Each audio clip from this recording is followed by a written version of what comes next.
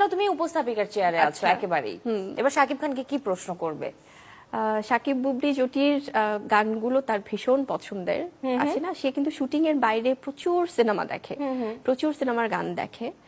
তো সাকিব বুবলি জুটির কোন গানটা তার সবচেয়ে প্রিয়? যদিও আমি জানি, বাট তারপর তার মুখ থেকে শুনতে চাই। না, ওটা আমি কেন বলবো, এটা তো প্রশ্ন ছুড়ে দিলাম। আমার উপস্থাপিকার ক্যারেক্টারে চলে আসছে, কোনটা বেশি পছন্দ তার? না, বেশ কয়েকটা আছে, যেমন আছে না যে কেন আজকাল সন্ধে সকাল, এই গানটা ভীষণ পছন্দের। তারপর ভাবিনি কখনো এভাবে, ওই গানটাও খুব পছন্দের। অনেকগুলো আছে। আমি তো জানতে চাই যে জংলির পরে বুবলিকে আমরা কিভাবে পাবো, মানে দর্শক বুবলিকে এরপর কিসে পাচ্ছে? এরপর বেশ কিছু দারুণ প্রজেক্ট আসছে সামনে। বাহ, বুবলির তো কাজই হচ্ছে এটা, দারুণ দারুণ প্রজেক্ট নিয়ে হাজির হবে।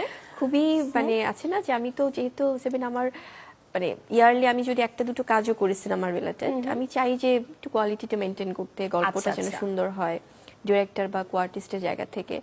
সো সেখান থেকে খুব বেছেই কাজ করা হয়।